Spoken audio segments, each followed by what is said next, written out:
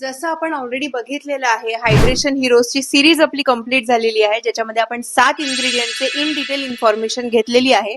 तसं आता आपण चालू करत आहोत एक्सफोलिएशन अँड रिन्युअल सिरीज. म्हणजेच काय की एक्सफोलिएशन कसं करायचं, कुठल्या इन्ग्रेडियंट कुठल्या स्किनसाठी सुटेबल आहे, ते काम कसं करतं, ह्याची आता एक आपण नवीन सिरीज स्टार्ट करतोय, ज्याच्यामध्ये आपण 7 इन्ग्रेडियंट बघणार आहोत.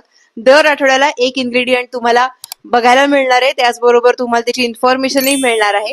आणि हे सगळे व्हिडिओज डिटेलमध्ये तुम्हाला युट्यूब चॅनलवरती आपल्या मिळणार आहेत. अपूर्वा जलकेमी असं युट्यूब चॅनलचं नाव आहे.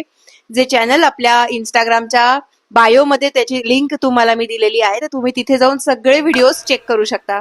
आज आपण चालू करतोय एक्सफोलिएशनची सिरीज, ज्याच्यामध्ये सगळ्यात पहिला इन्ग्रेडियंट आहे ग्लायकॉलिक ऍसिड. ग्लायकॉलिक ऍसिड एक्झॅक्टली काय आहे, म्हणजेच त्याला म्हणतात AHA, अल्फा हायड्रॉक्सी ऍसिड.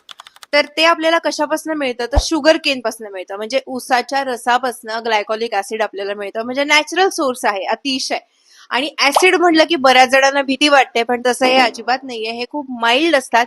फक्त त्याचा करेक्ट पद्धतीने यूज होणं सगळ्यात महत्वाचं असतं, ज्याच्याने तुम्हाला बेनिफिट्स चांगले मिळतात, तुम्हाला रिझल्ट तुमच्या स्किनवरती चांगले येतात आणि तुमच्या प्रॉब्लेमला प्रॉपर पद्धतीने तुम्ही क्युअर करू शकता. ग्लायकॉलिक ऍसिडचा जो मॉलिक्युलर साईज असतो तो अतिशय छोटा असतो आणि त्याच्यामुळे तो स्किन मध्ये डीपर लेअर पर्यंत पेनिट्रेट व्हायला हेल्प होते, ज्याच्यामुळे स्किन अतिशय सुंदर पद्धतीने एक्सफोलिएट होते आणि ती इफेक्टिव्हली काम करण्यास मदत करते. ग्लायकॉलिक ऍसिड हे काम कसं करतं, तर ते स्किनवरती जे डेड स्किन सेल्स असतात, पण ते डेड स्किन सेल्स सुद्धा कसे असतात, एकमेकांमध्ये खूप जास्त असे अडकलेले असतात. तर ते जे बॉन्ड असतात ते चांगल्या पद्धतीने ब्रेक करायचं काम ग्लायकॉलिक ऍसिड करतं, ज्याच्यामुळे जी डेड स्किन सेल्स असतात स्किनवरच्या, ते अतिशय सुंदर पद्धतीने शेड ऑफ होतात, निघून जातात आणि नवीन ज्या सेल्स असतात स्किन मधल्या त्याला रिज्युविनेशन मिळतं आणि स्किन आपली छान ग्लो करते आणि एक ब्राईटनिंग इफेक्ट मिळतो. आता आपण बघणार आहोत की ग्लायकॉलिक ऍसिडचे फायदे काय काय आहेत. तर ऑफकोर्स सगळ्यात मोठा फायदा आहे की डेड स्किन सेल्सला रिमूव्ह करणं, आणि ते केल्यामुळे स्किनला खूप सुंदर ब्राईटनिंग इफेक्ट येतो आणि त्याच्यामुळेच स्किनला जो रफनेस असतो तो निघून जातो, स्किनचं टेक्स्चर इम्प्रूव्ह होतं, स्किनला खूप सुंदर पद्धतीने तो स्मूथ आणि सपल बनवतो आणि जे काय तुमचे पिगमेंटेशन असतं किंवा डार्क स्पॉट्स असतात त्याला सुद्धा तो लाईटन अप करायचं काम करतं. आता आपण बघणार आहोत की ग्लायकॉलिक ऍसिड हे कुठल्या स्किनवरती उत्तम काम करतं. तर ते नॉर्मल टू ऑइली स्किनवरती खूप छान काम करतं. अनइव्हन स्किन टोन असेल, पॅची स्किन असेल, पिगमेंटेशन असेल, खूप ओव्हर एक्सेसिव्ह टॅन स्किन असेल, तुम्ही फिरायला जाऊन आलात ज्याच्यामुळे स्किन टॅन झाली आहे अशी स्किन असेल, तर अशा सगळ्या पद्धतीच्या स्किन टाईपवरती ग्लायकॉलिक ऍसिड हे उत्तम पद्धतीने काम करतं. तुमचं टॅन रिमूव्ह करायचंही काम करतं. तुम्हाला एक इथे टिप तुम्हाला मला द्यायची आहे की तुम्हाला जर ग्लायकॉलिक ऍसिड यूज करायचं असेल तर तुम्ही स्टार्टिंगला 5 ते 8% मतलब म्हणजे 5 to 8% असलेलं ग्लायकॉलिक ऍसिडनी तुम्ही सुरुवात करू शकता होम केअर साठी. जर तुम्हाला याच्यापेक्षा हायर पर्सेंटेज यूज करायचं असेल तर त्याच्यासाठी तुम्हाला प्रॉपर कन्सल्टेशन करणं जास्त गरजेचं आहे. त्यासाठी तुम्ही डर्मेटॉलॉजिस्टकडे जाऊ शकता किंवा तुम्ही तुमच्या कॉस्मेटॉलॉजिस्टकडे जाऊ शकता. प्रॉपर कन्सल्टेशन केल्यानंतरच तुम्ही हायर कॉन्सन्ट्रेशन यूज करावं, नाही तर त्याचे रॉंग इफेक्टही स्किनवरती होऊ शकतात.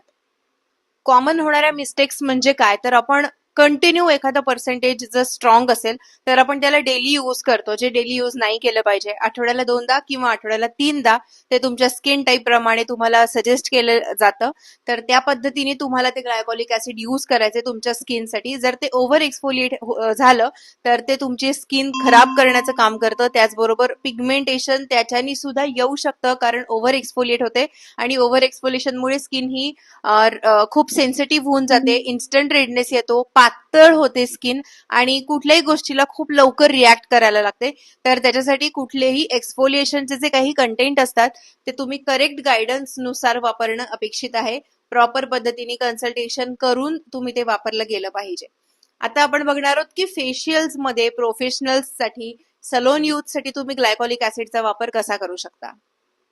कुठल्याही फेशियल मध्ये तुमच्याकडे क्लायंट आलेला असेल जे खूप ओव्हर डेड लेअर घेऊन आलेला आहे, खूप फिरून आलेला आहे, खूप एक्सेसिव्ह टॅन आहे, तुम्ही कुठले तरी किट XYZ कुठल्याही फेशियलचा किट तुम्ही यूज करताय ज्याच्यामध्ये माइल्ड स्क्रब आहे, तर ते स्क्रब झाल्यानंतर तुम्ही ग्लायकॉलिक ऍसिडचा यूज करू शकता ऍज अ एक्सफोलिएटर. त्याचं कॉन्सन्ट्रेशन हे थोडंसं जास्त पण खूप जास्त पण नाही, थोडंसं कन्सल्टेशन करून तुम्ही ते वापरू शकता. तुम्हाला त्याची गाईडलाईन हवी असेल तर तुम्ही मला DM करा, मेसेज करा. मी तुम्हाला गाईड करू शकते. कुठल्या कंपनीचं किती पर्सेंटेज फॉर्म मधलं खूप सुंदर ग्लायकोलिक ऍसिड्स आहेत मार्केटमध्ये, जे खूप सुंदर पद्धतीने स्किनला एक्सफोलिएट करतात आणि ते तुम्ही तुमच्या फेशियल मध्ये वापरू शकता, ज्याच्याने तुमचा रिझल्ट इन्हान्स होतो. लास्टिंग त्याचं खूप चांगलं होतं, कारण पुढचं जे प्रोडक्ट यूज करतोय त्याचं पेनिट्रेशन चांगलं होतं, त्यामुळे त्या फेशियलचं लास्टिंग खूप चांगल्या पद्धतीने होतं. आणि हे जर तुम्हाला जाणून घ्यायचं असेल तर अल्केमी सलोन अँड अकॅडमीला फॉलो करायला विसरू नका. युट्यूब चॅनलवरती सबस्क्राईब करायला विसरू नका आणि तुमचे जे काही फ्रेंड्स असतील त्यांना शेअर नक्की करा. आणि तुम्हाला जर कुठल्याही पद्धतीचं प्रॉपर कन्सल्टेशन हवं असेल पर्सेंटेज फॉर्म मधलं किंवा कुठल्याही ब्रँड संदर्भातलं, तर मला DM करा, मी तुम्हाला त्याचं नक्की उत्तर देते. आणि अजून एक महत्वाची टीप मला अशी सांगायची आहे की जर तुम्ही होम केअर मध्ये ग्लायकोलिक ऍसिड वापरायला सुरू केलं असेल तर दुसऱ्या दिवशी मॉइश्चरायझर आणि सनस्क्रीन मात्र वापरायला विसरू नका, नाहीतर तुमची स्किन डबल टॅन होईल आणि ती जास्त डबल ड्राय होऊ शकते जर तुम्ही ह्या गोष्टी फॉलो नाही केल्या तर. तर लवकरात लवकर मी जे काही सांगते या गोष्टी फॉलो करा किंवा तुमचं कन्सल्टेशन बुक करा.